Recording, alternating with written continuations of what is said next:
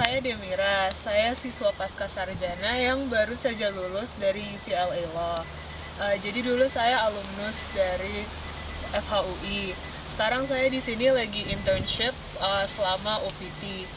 Jadi di sini saya ingin sharing bagaimana cara untuk mendapatkan internship selama OPT di sini dan bagaimana kehidupan seorang pasca sarjana di Amerika Serikat. Karena di sini dingin, ya kita bicara di apartemen saya di atas.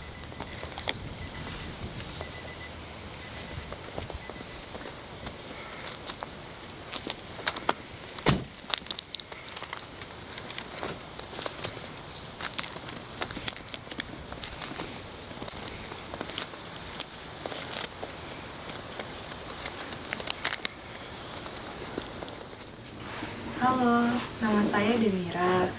Saya baru aja lulus dari UCLA Law tahun 2020 kemarin. Saat ini saya permanent resident yang tinggal bersama keluarga di Amerika Serikat. Jadi saya masih akan berada di US sampai lama.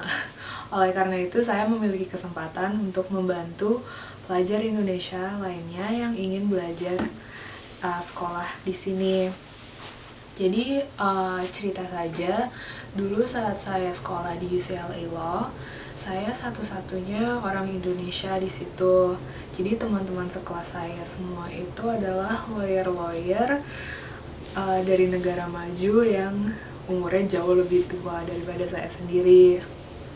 Oleh karena itu saya sangat ingin kalau ada banyak orang Indonesia lain yang bisa memiliki kesempatan seperti saya untuk belajar di Amerika Serikat.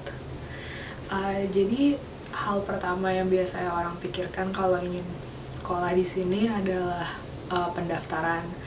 Jadi emang benar banyak dokumen yang harus dipersiapkan untuk pendaftaran di sini.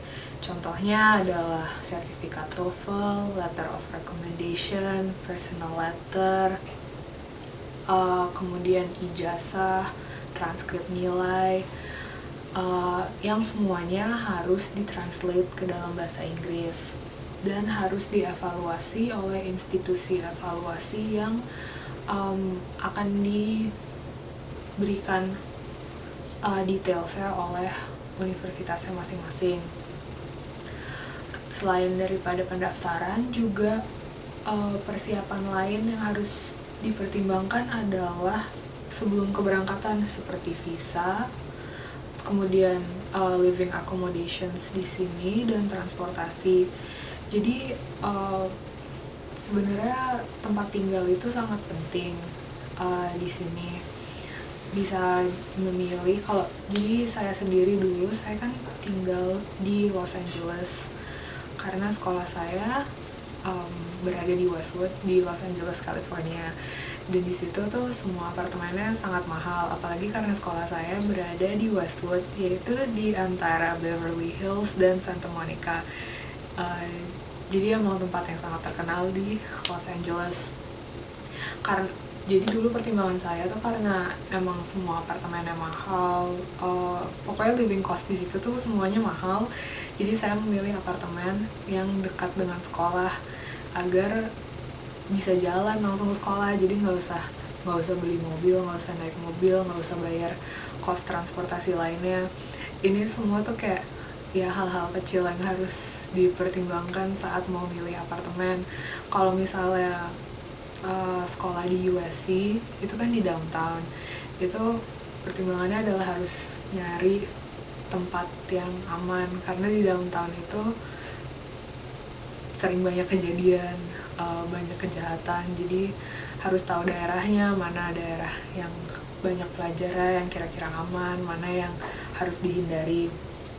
Ada juga sekolah-sekolah di state lain yang emang di dekat kampusnya nggak ada tempat tinggal, jadi paling dekat apartemen tuh mungkin kayak 30 menit naik mobil. Itu berarti kan harus punya mobil atau enggak harus naik transportasi umum. Itu hal-hal yang harus dipertimbangkan saat mau milih tinggal di mana.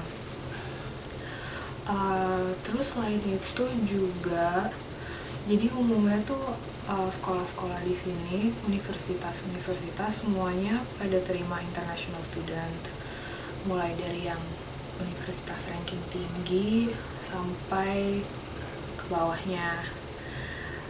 Tapi di sini ranking tuh nggak hanya untuk universitas secara keseluruhan, tapi setiap jurusannya dan peminatannya juga punya ranking sendiri. Contohnya kalau untuk sekolah hukum, sekolah paling ranking tinggi di sini adalah Harvard dan Yale.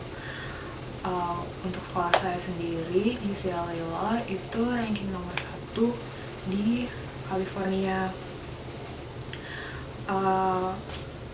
Kemudian, jadi kan saya sekolah hukum dulu, jadi berkas yang saya harus masukkan untuk administrasi itu ada sedikit perbedaan dengan jurusan lain. Contohnya kayak untuk saya sendiri, saya minimal nilai TOEFL itu 100. Jadi untuk reading, writing, speaking, dan listening itu setiap bagiannya minimal harus 25.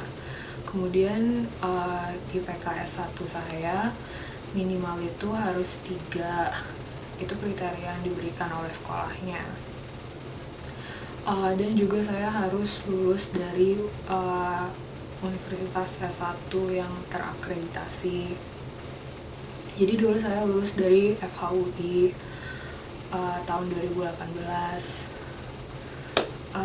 Ya jadi itu hal-hal yang harus dipertimbangkan kalau mau sekolah di Amerika Serikat. Untuk video selanjutnya saya akan menunjukkan kampus-kampus yang ada di Texas dan ada di California. Jadi untuk konsultasi ini saya dan beberapa teman-teman lainnya dari negara lain membuat kantor konsultasi. Kami bisa membantu jika ada pelajar Indonesia yang mau sekolah di sini. Kita bisa bantu untuk bagaimana cara dapat nilai TOEFL yang bagus, bagaimana cara menulis personal statement yang juga bagus, dan letter of recommendation dan lain-lain juga. Apalagi karena kami memang tinggal di sini, jadi kami tahu daerahnya dengan baik dan kami bisa memberikan informasi mengenai living accommodation yang baik dan benar. Jadi pelajar yang mau kesini tidak harus mengeluarkan biaya yang mahal karena kurang informasi. Tuition fee juga harus dipertimbangkan karena setiap state dan setiap sekolah itu beda-beda. Untuk sekolah di California, di New York itu biasanya memang lebih mahal tuitionnya dan living costnya. Tapi untuk sekolah-sekolah di state seperti Texas atau state lainnya itu biasanya lebih murah, tapi semuanya juga tergantung jurusan dan sekolahnya sendiri. Itu hal-hal yang harus dipertimbangkan. Ya, jadi jangan sungkan untuk hubungi kami jika ada pertanyaan. Terima kasih. Saya bisa dihubungi lewat email. Email saya demirasaid@gmail.com. Bisa juga lewat WhatsApp. Nomor saya +1 832 342 5119. Saya juga punya Instagram yang nanti akan saya link di deskripsi. Jadi jangan lupa untuk like dan subscribe channel saya, dan jika ada pertanyaan atau ingin menyampaikan sesuatu, komen